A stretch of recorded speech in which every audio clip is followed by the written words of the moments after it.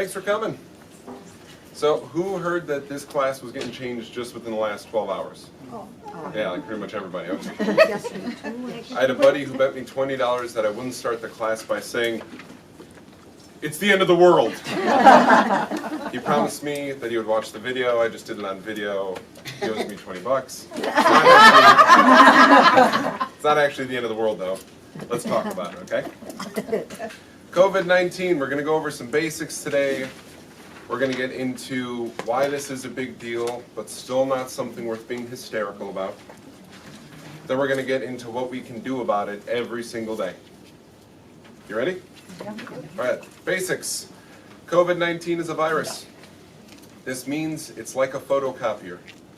If you have ever photocopied a copy, you know it looks a little fuzzy and different.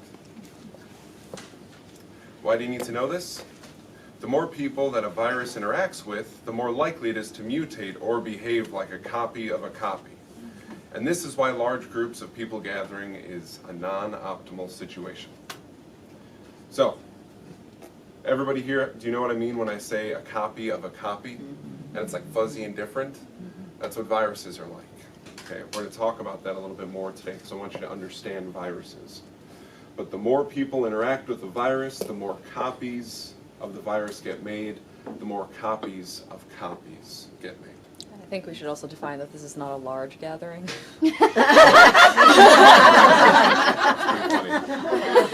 What is it? Is it 200 or 250 people? 250. We're banned at that. I think we're at about 40, maybe 30. We're okay.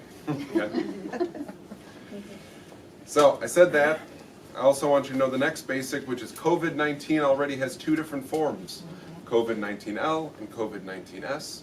There are some reports that there is a third version emerging. So the photocopier is still running. Does that make sense? I doubt we're done with just two versions of this. Okay.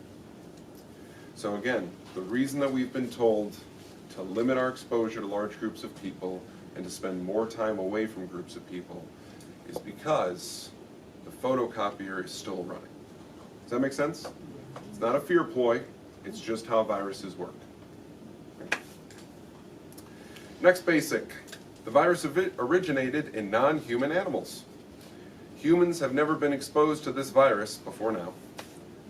As a scientific community, we are studying it to understand how the human immune system must respond to defeat it. So a lot of people don't know this, but it originated from animals that are not Homo sapiens or humans. So the reason that this is a big deal is because humans, for hundreds of years, have interacted with the flu and the common cold and measles and mumps and rubella, etc. We have not interacted with COVID-19 for generations. Does that make sense? So how our immune system is going to respond to it is not something that we can refer to a historical reference about. Does that make sense? Again, this is not to promote fear, but rather so that you understand it. When you hear doctors and nurses, physicians' assistants, and nurse practitioners being concerned about this, it's because they can't reference a textbook to tell you what to do. They can't point out a history book and explain what happened. Does that make sense? Okay. Yeah, Dick. Along with that, on the way over here on the radio, they were saying mice, which they traditionally test all the pharmaceuticals on, are immune to this. Right. And now they're in the process of breeding some mice that won't be. How they do that, I don't know.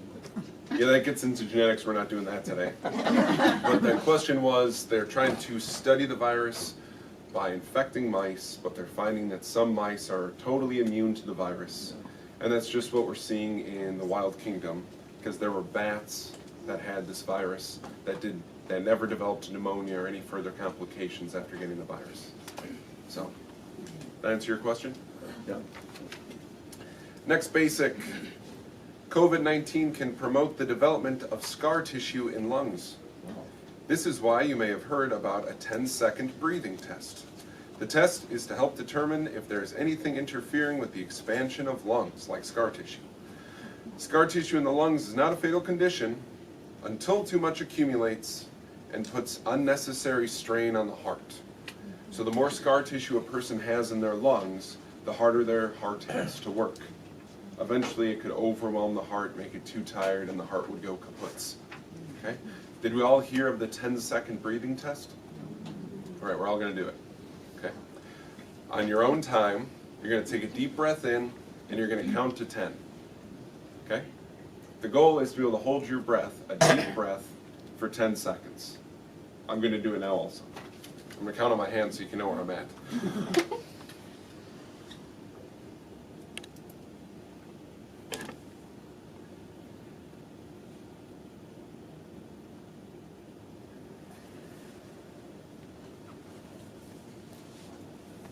Not a single cough in the room. Has everyone exhaled? Yeah, if you haven't, raised your hand. If you still can. What does that show The us? 10-second test, after you take a deep breath and hold it for 10 seconds, if there's a problem with your lung expanding, the pressure that accumulates, the change in the lung from having carbon dioxide form in there, would cause you to gasp and cough. So I'm comfortable saying that no one in this room has accumulated a volume of scar tissue in their lungs that would cause them to be of worry or concern to me. Does that make sense? Would that scar tissue show up on an X-ray if you suspected you had it? I believe it will, Okay. but I'm not an X-ray expert, so I'm not going to try to be. Okay. I know I'm a new guy here in the place. But anyway, this morning, I was watching Channel 12, NBC, and they saw that, and the lady said that was a big myth. Okay. That's why I was kind of wondering. So what I'm trying to say is there's all kinds of things out there that we have to. Yeah, totally. So the question was, this morning on a TV station, they said the 10-second breathing test was a myth. And I think the confusion on that and the misunderstanding is that it's not a diagnostic tool for if you have COVID-19. It's whether you have developed scar tissue or not. Okay. Does that make sense? Yeah, but they didn't explain it, obviously, so that's. I'm glad you asked, Ben. Yeah. Half the story. You'll find you get a lot more detail here than you get from a TV. Oh, I understand that. I understand that. He's new. We're going to be nice to him. Okay? All right, next basic. COVID-19 will probably not cause more than a mild fever and mild cough in healthy young people. However, any young person who is a carrier for the virus can transmit it to others even if they are not presenting symptoms. This is why travel bans have been put in place, because you can look totally healthy, you can feel totally healthy, and still be carrying around the virus.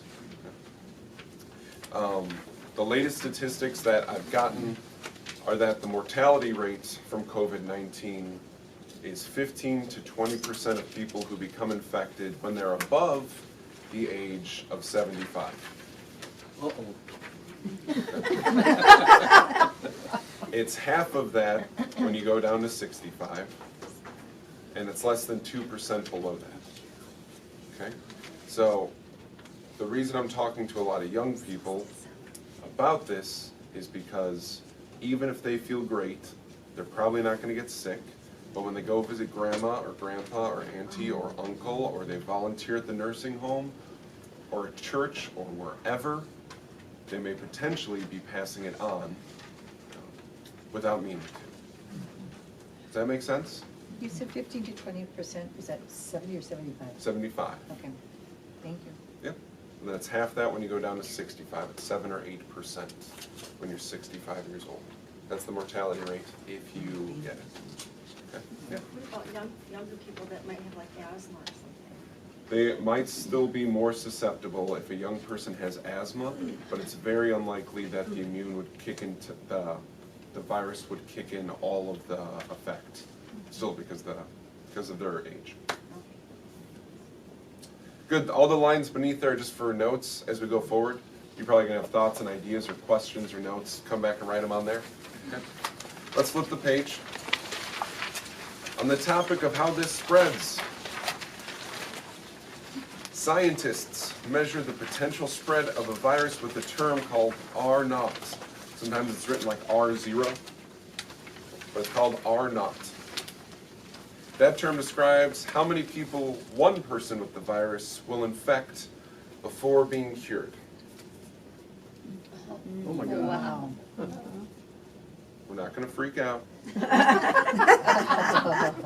For example, COVID-19 has an R0 of 3, or R3. This means that every person who is infected with it is likely to transmit it to 3 people, whether or not they know they are.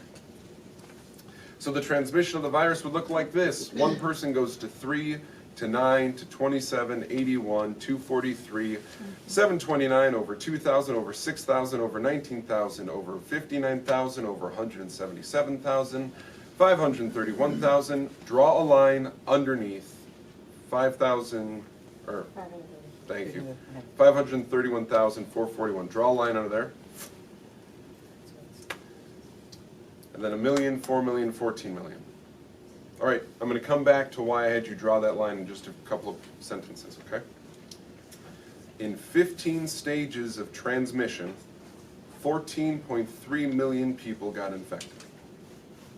The good news is they won't all need a hospital bed. The bad news is we only have about 1 million beds in hospitals in this country. So I had you draw that line, under 500,000, and before 1.5 million, because somewhere in there, if that many people needed a hospital bed, a lot of them wouldn't get one. Currently in Italy, they are not providing care to anybody over the age of 65. Their resources are absolutely exhausted.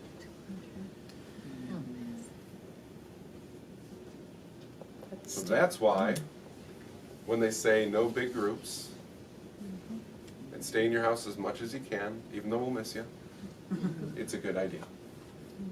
Does that make sense? So that's all the, oh, hold on, one more. The R naught must get below 1 for a virus to die out. That means not every infected person passes on the virus.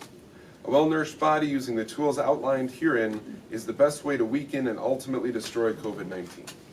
So I gave you all the scary stuff. Now it's time for the clouds to part. Let's get into the sunshine stuff. Question? Can you explain why they make that decision in the hospitals about like a cap point for who they will and will not treat? Yeah. So the question was, how did they decide to cut off care at age 65? My understanding of it, which is just from the writing of a single medical doctor from Italy, not a group, not the Italian Medical Council or anything like that, is at 65 versus younger, they expect there to be other conditions present in a 65-year-old, and they're concerned about the severity. The term they use is acuity. So the higher the acuity means the more difficult the case is, because the 65-year-old with COVID-19 is likely to also have a kidney issue or heart disease or something like that also. And then they're worried about their resources getting further exhausted because they're trying to handle a heart disease case that is also dealing with this virus and pneumonia all at once. They're already strapped for resources. They're looking for simpler cases that they can fix to reduce that R naught. That answer your question? Yeah, this morning that was the biggest thing that I saw, because they were like, this has to talk about why they use the healthcare system they do, and it's triage treatment. They have to make a cap somewhere, and that's the decision that they made. Not a fun thing. No, it's not There an easy is decision. Certainly no doctor going like, oh man, am I relieved that I get to tell a bunch of people they're gonna die. Nobody's saying that. All right, let's get some sunshine. What weakens a virus? The minerals calcium, zinc, and selenium, and the vitamins A, D, and K. There are a number of multi-mineral products that contain most of these nutrients. Using Bone Support, which is a product we have here, using Immuplex and cod liver oil, which we also have here, of course, is a combination that our clients have used in the past to weaken viruses. This is not a cure. Make no mistake. We sell zero snake oil. This is the program we've seen people use to weaken viruses. Okay? The weaker COVID-19 is, the more likely that R naught number is going to get below 1. Does that make sense? The next thing that weakens a virus is ultraviolet light. Getting UV light is as simple as going outside when the sun is shining. Your neighbors might think you're weird, but on a really sunny day nowadays, if you go outside and lift your head up to the sun and open your mouth to get that UV down your gullet, go for it. If you feel really weird about it, call me up. I'll come over and do it with you. However, there is the matter of air quality in your home. Then there are 2 UV light air purifiers that I can recommend. And here are the links. The first one is one that gets installed into the ductwork by your furnace so that all the air that's circulating in your house is getting purified by UV light. If you have that one, it's amazing. I think it's like 180 bucks. It affects your entire house, everywhere that there's ductwork, I should say. And what's nice about that is when you go home, you know that if there are viruses floating through your air, as soon as they go through your ductwork, they're getting crushed. Okay? This UV light has been studied. It's found to be 99% effective at killing viruses. I like those odds over 0% effective, which is what your furnace currently is. There was a question? Something you can install yourself. Louder? Something you can install yourself? Or? Oh yeah, as long as you're handy with a power drill. Okay. If not, call a local handyman that you know isn't sick. The second link is a portable air purifier that can be moved from room to room. If I was living with a person in quarantine, this would be going in their room 24/7. Okay? So if you have a sick family member who's going to be in your house, you would put this in the room that you're keeping them in and leave it running all the time. We have a variation of it that we have running in our office all the time. After the class, you can check it out. It's on top of our cooler. We always have it running. We've had it running for, I think, a decade now. Not just because of COVID-19, because we've always been aware that UV light helps kill viruses. The third thing that weakens a virus is the near-infrared sauna, which is what we have here. Through the research of a variety of institutes, we know that near light damages viruses. A near session, even once a week, will support your immune system in its fight against a virus. One of my clients, I said that to her. Her immediate response was, Drew, that's a little wooden box with the near-infrared lights in it. If you have a person with the virus go in there, aren't you worried about the next person who walks in there getting the virus? And I said, darling, the lights weaken the virus. So we're trapping the virus in a little torture chamber, basically. Okay? So no, I am not worried about that. Yeah. For the near-infrared sauna, where it says will support your immune system in its fight against the virus, that is the main point of what we do here. Yeah. So the nutrients that were listed for the program that Drew outlined help support and nourish the immune system, therefore having your body be able to weaken the virus and get it out. I'm So, going to cover that. yeah. Next one is your stomach acid. Don't know if you knew this, but viruses are destroyed by stomach acid. One of the best things a person can do to fight a virus is take a drink of water every 15 minutes. This will wash any virus material out of your mouth and into your stomach, where your acid can kill it. During times like these, a supplement like betaine hydrochloride is a great ideal for optimal health. Betaine hydrochloride increases the potency of your stomach acid, making it easier for it to kill a virus. So COVID-19 floats into your mouth, you take a drink of water, it hits your stomach acid, and COVID-19 dies. It doesn't protect you against every single way that you can get COVID-19. It does protect you against COVID-19 in your mouth. Does that make sense? Anybody else thirsty? All right, here's what Alana alluded to. What kills a virus? Your body. Okay? There is no treatment plan. There is no vaccine for COVID-19. The only thing that's going to do it is your body. Make no mistake about this. The only thing in the world that is designed to absolutely destroy a virus is already within your body.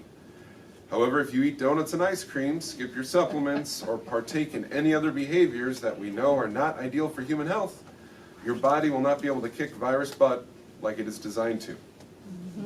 Okay? So we're going to eat a lot of veggies, we're going to eat a lot of cuts of nice clean meat, we're going to avoid sweets, cookies, candies, cakes, ice cream, soda. Get over it. People moaning. I have no tolerance for that today. Some of you have been thinking about kicking your diet into full gear for the sake of your health. It's now. It's not some other time. You could do it for Lent. You can do it for Lent if you want. God's on your side then, okay? But seriously, we have an R0 factor of 3. In 15 stages of transmission, we'll have 14 million people infected. What percentage of that is going to be people above 65? Because then we see a mortality rate of at least 7%. If you're thinking about getting serious about your food, congratulations. Today's a great day to do it. And you're alive for it, so you should. Okay? On the topic of food, this workshop was initially going to be about the grocery store. Here's the part about the grocery store. What is Drew getting at the grocery store? Frozen veggies, frozen meat, frozen fruit, bottles of water, and frozen bone broth. Why is everything but the water frozen? So you can keep it for a length of So I can keep it for a long time. There is the potential that we will be told to stay in our homes. Okay? I don't know if that's this week or 2 weeks from now or a month from now. We're about 5 weeks behind Italy. Italy's under quarantine. I don't want to be wondering if my food is about to go bad when the quarantine starts, and then I'm trying to go out in it when the grocery stores are closed. Okay? Here's a couple of tricks. And just for the record, the quarantine isn't about can you sneak past the police officer patrolling the street. Sendix is closed. Pick and Save is closed. You can go there if you want. You're not getting in unless you feel like smashing a window. And Muriel, no offense, but you don't look like the window smashing. Okay? That's all I'm saying. Dick, maybe, but not buy a me. freezer, just get a freezer. Yeah, get a freezer. Fill it up with frozen stuff. Here's my secret. I've had no trouble whatsoever finding the foods that I should have in my house. What happens when you go to Outpost? What percentage of people at Outpost like to buy organic frozen veggies? It was gone. The vast majority of them. Susie said it's gone. Okay? Because if you shop at a place like Whole Foods or Outpost, you're thinking about organic produce. Does that make sense?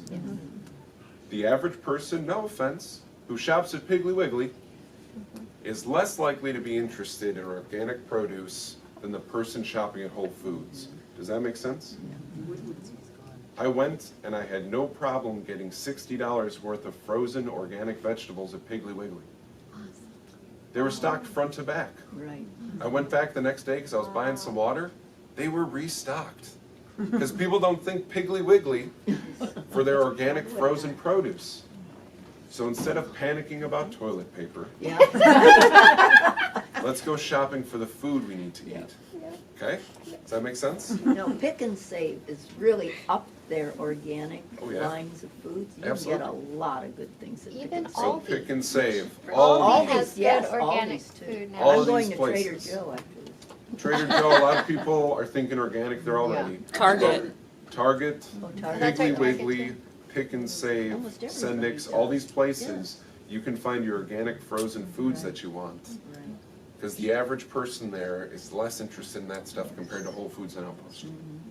Yes, Stephanie? Drew, why bottled water if, I mean, do you think that we won't have water anymore? Because we have a water filter, Uh-huh. so I would still need to stock up on bottled water, or? Yeah, my concern is that because this virus is mutating at a rate, this is actually a good thing to bring up. So let me repeat your question. Drew, why bottled water? Was the question. At the rate that COVID-19 is mutating, it is a faster rate than the flu or the common cold. So that is why you are hearing alerts from medical professionals about this. It's not that COVID-19 has killed more people than the flu, it's that it is changing faster than the flu. So I don't know, just like the other medical professionals don't know, other health professionals, excuse me, don't know how it's going to change as it infects more people. And I don't want it to become a waterborne infection. Does that make sense? Yeah. If you stock up on a bunch of water, it's going to cost you about 90 cents a gallon. You'll drink it at some point. And for the majority of people, I hope, stocking up on a couple of gallons of water to get you through a week of quarantine is worth it. And not going to stop you from keeping your lights on or paying your mortgage. You know what I mean? Okay. So we don't know how the virus is going to mutate. I am erring on the side of caution. And in terms of bottled water, any that is better than others? In terms of Just any bottled kind? water, I recommend spring water because the mineral content in spring water means there's less leaching of the plastic from the bottle it's stored in. That's why. If you can find it in a paper box, that's even better. You find it Well, in no, a they paper. do. Yeah, they sell Yeah. box water. Yeah, box so. water. Very good. All right, top 3 things to do daily to fight viruses. And there's one on here that I didn't put down because y'all should be doing it anyway. So before I give you my top 3, y'all better be washing your hands. Bonnie knows what I'm talking about. Okay? This isn't a new thing. There's something, I discussed this at the staff meeting a week ago. Washing your hands when you go to the bathroom is not because you went to the bathroom. It's because you have the opportunity in the bathroom to wash your hands. You touch all sorts of stuff all day. It's not because you went to the bathroom and now you're dirty because you touched yourself, okay? That's not why. It's because all day you hit doorknobs, your car steering wheel, all of that stuff, okay? So you should be washing your hands anyways. That was your courtesy reminder, okay? Drew's top 3s. Water every 15 minutes. Wash the virus out of your mouth into your stomach acid where it will Die. die. Very good. Supplements. I listed a couple of them in here.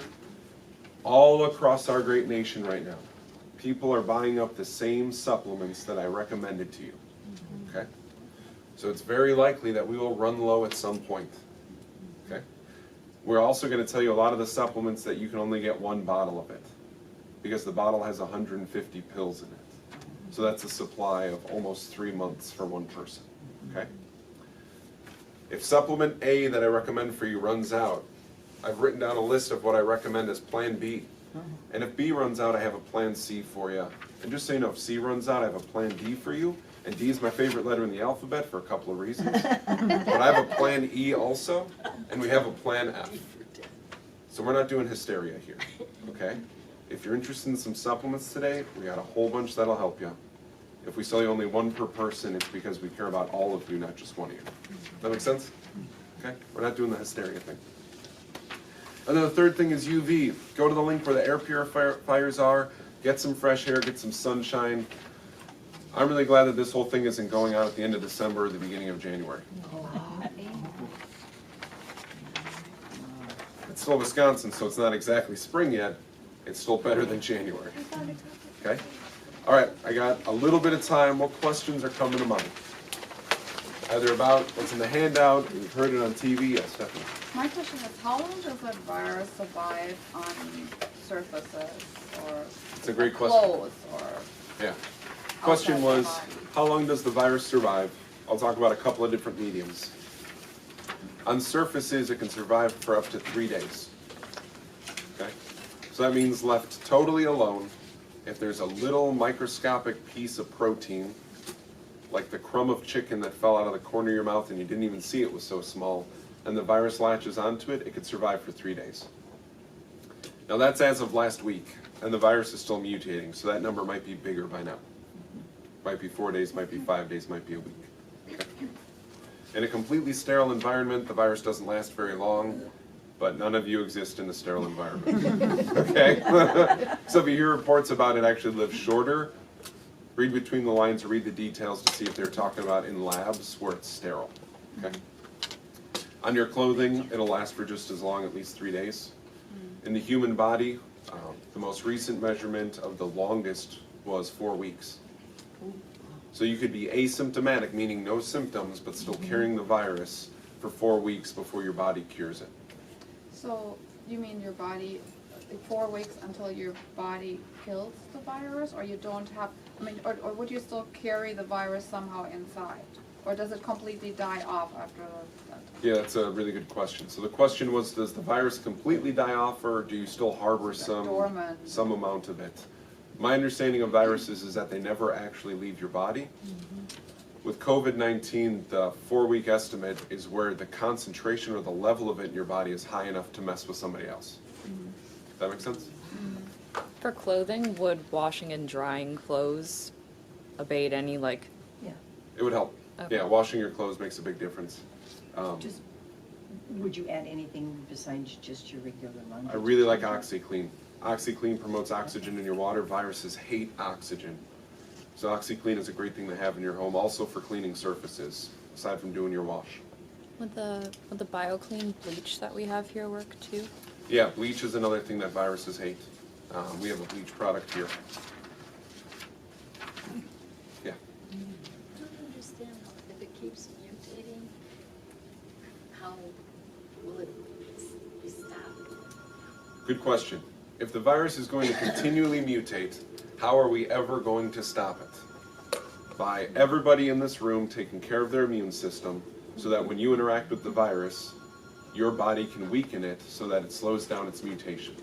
And if enough people decrease the mutation rate, then eventually all of our immune systems will learn how to destroy it. But that's not what they're teaching out there. What'd you say? We can't like catch it again as a mutation, you know what I mean? You could catch so right now there's COVID-L and COVID-S. If your body learned how to defeat COVID-L, you still could catch COVID-S. But if your body learned how to beat L, I have total confidence in it to beat S. Does that make sense?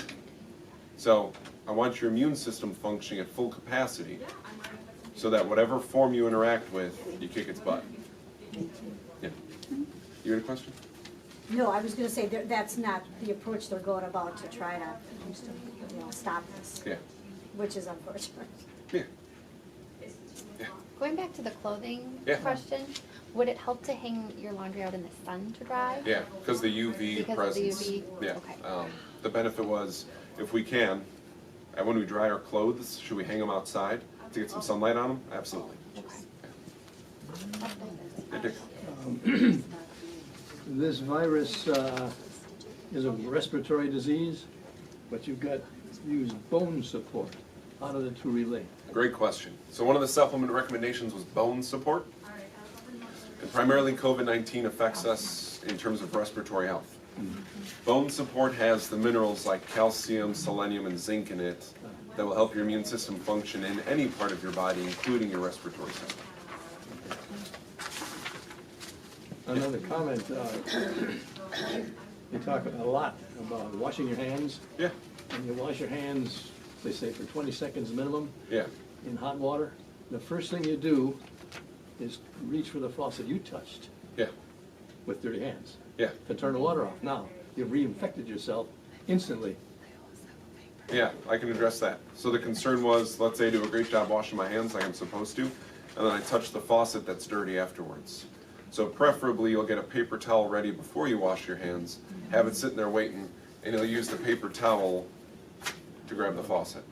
Does that make sense? And the next step is going out a door, pushing the door open. You better have another paper towel ready. Yes. Use your elbow. Use your elbow. Many places are starting to put the wastebasket next to that exit door, so you don't make a mess of the floor. You just dump in the, yeah, And someday in the future, all the doors will be motion activated, yeah. just like all the faucets will be someday, and et cetera. Yeah. I have to say, I would feel happy because I've always done that because I'm in how many bathrooms and how many places. Yeah. And so it's easier when you're in the habit now. Yeah, absolutely. It's a really nice pattern to have. It's a really nice habit to have. I've gotten so many weird looks at Miller Park and Fiserv Forum going to baseball games and basketball games, because after I use the men's room and I wash my hands, the waste bin isn't typically near every bathroom door, so I stand there and I wait for the next guy to open the door for me. And I hold it open with my foot instead of touching it with my hand and I walk through. I don't care what they think. Yeah. I'm trying to stay healthy over here.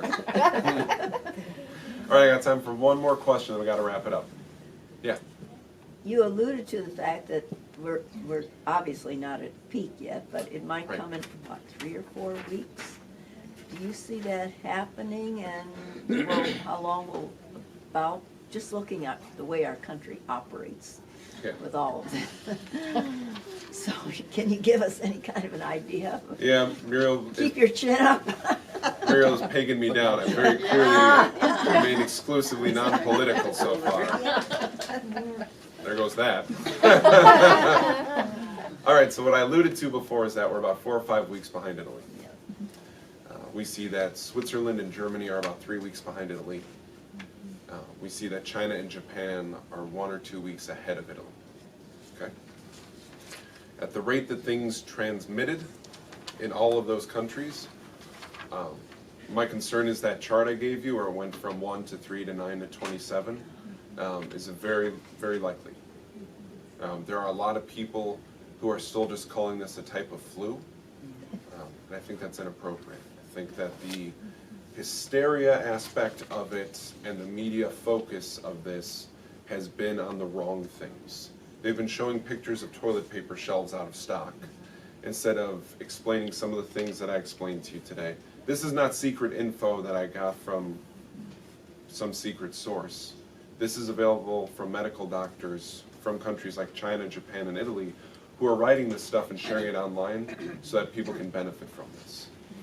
I am personally disappointed in the way that this country has handled COVID-19.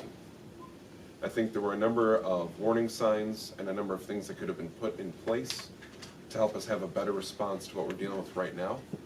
That is not an allegiance to any political party. That is an issue with the entire structure. I'm also incredibly disappointed with the way the companies that do the testing have not stepped forth to provide a better way to make testing accessible. There is no doubt in anybody's mind that insurance companies and pharmaceutical companies don't have enough money to get more people tested than already have been tested. I don't know if they have enough to test everybody, but there's no doubt that they have enough to test more than have been tested. Does that make sense? I'm not going to harp on them too much more. I'm sure there are a lot of people working for those companies who really do care and really are trying. What I'm really focused on is I gave you a lot of things that you can do to stay well. It's really important that you do those things to stay well, not just for yourself. Does that make sense? And be kind to the people who still have to work and provide services because they are strapped Yeah. And stressed. and stressed. So a little kindness will go a long way. The last thing I'll say is that the doctor whose work I'm reading from Italy, what he said was he's urging everybody to stay home from work in the United States of America, okay? Except for healthcare providers, okay? We are not licensed by the state of Wisconsin as healthcare providers. We have no medical doctors, nurse practitioners, or physician's assistants on staff. We are, however, here to help you, okay? So y'all take care of yourselves, and when you need help, you ask for it. Fill out that survey. It helps us give you really great workshops, and thank you for coming.